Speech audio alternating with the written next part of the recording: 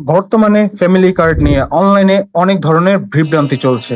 একজন cyber security specialist হিসেবে আমার কাছে প্রতিনিয়ত নানান ধরনের তথ্য আসছে এই ফ্যামিলি কার্ড নিয়ে। তাই আজ আমি আপনাদের দেখাবো অফিসিয়াল ওয়েবসাইট থেকে কিভাবে আপনি সঠিক নিয়মে আবেদন করতে পারবেন, অথবা অনলাইনে এটি আসলেই করা সম্ভব কিনা। তাই প্রতারণা থেকে বাঁচতে ভিডিওটি শেষ পর্যন্ত দেখুন। প্রথমত আপনার স্মার্টফোন থেকে ক্রোম ব্রাউজার ওপেন করুন এবং সার্চ বারে লিখুন টিসিবি। এখানে প্রথমে যে ওয়েবসাইটটি আসবে, ট্রেডিং কর্পোরেশন অফ বাংলাদেশ, সেখানে ক্লিক করুন। এখানে গুরুত্বপূর্ণ একটি টিপস হচ্ছে, আপনি এই ওয়েবসাইটটি ভালোভাবে দেখতে হলে আপনার উপরে এই 3 ডট মেনুতে ক্লিক করতে হবে এবং এই ডেস্কটপ সাইড মোডটি অন করে নিতে হবে। তা না হলে ইন্টারফেসটি আপনার ফোনে সঠিকভাবে কাজ করবে না। এখন এখানে নিচের দিকে স্ক্রল করলেই আপনারা দেখতে পাবেন টিসিবির স্মার্ট ফ্যামিলি কার্ড অপশন সেবা।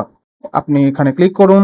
ক্লিক করার পর আপনাকে এখানে লগ ইন করতে বলবে, কিন্তু সমস্যা হচ্ছে সাধারণ জনগণের জন্য এখানে সরাসরি নিবন্ধনের সুযোগ আপাতত নেই।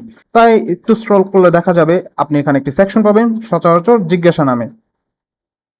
এখানে পরিষ্কার করে বলা আছে আপনি কোথায় আবেদন করবেন, যেমন টিসিবি স্মার্ট কার্ডের জন্য কিভাবে নিবন্ধিত হওয়া যায়। টিসিবি স্মার্ট কার্ডের জন্য আপনার এলাকার স্থানীয় প্রতিনিধি অর্থাৎ মেয়র, কাউন্সিলর, চেয়ারম্যানের কার্যালয়ে আবেদন করা যায়, আর এটি নিম্ন আয়ের পরিবারের জন্য প্রযোজ্য।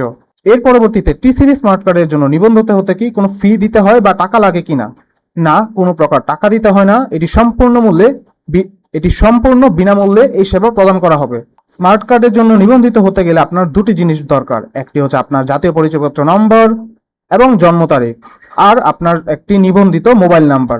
আপনার পরিবার থেকে যে কোনো মাত্র একজন এই টিসিবি স্মার্ট কার্ডের জন্য আবেদন করতে পারবে। প্রতিটি পরিবার থেকে যে কোনো একজন এই ফ্যামিলি কার্ডের জন্য আবেদন করতে পারবে। আপনার এই ফ্যামিলি কার্ড যখন প্রস্তুত হয়ে যাবে, তখন প্রদত্ত মোবাইল নম্বরের মাধ্যমে কার্ড বিতরণের স্থান, তারিখ ও কোড জানিয়ে দেওয়া হবে। আপাতত এটি সব উপজেলায় অ্যাভেলেবেল নেই। সংবাদপত্রের তথ্য অনুযায়ী বনানী, কড়াইল, বস্তি, পাংশা, পতেঙ্গা, বাঞ্ছারামপুর, লামা, খালিশপুর, চরফ্যাশন, ভৈরব, বগুড়া সহ কিছু নির্দিষ্ট অঞ্চলে এর কার্যক্রম চলছে। আর টিসিবি যখনই অনলাইনে সবার জন্য উন্মুক্ত করবে, আমি অবশ্যই ভিডিও করে আপনাদের নিয়মটা দেখিয়ে দিব। আশা করি তথ্যগুলো আপনাদের উপকারে আসবে। ভিডিওটি শেয়ার করে অন্যদেরও জানার সুযোগ করে দিন, যাতে কেউ প্রতারিত না হয়। নতুন কোনো আপডেট আসলে সবার আগে এই চ্যানেলে পাবেন।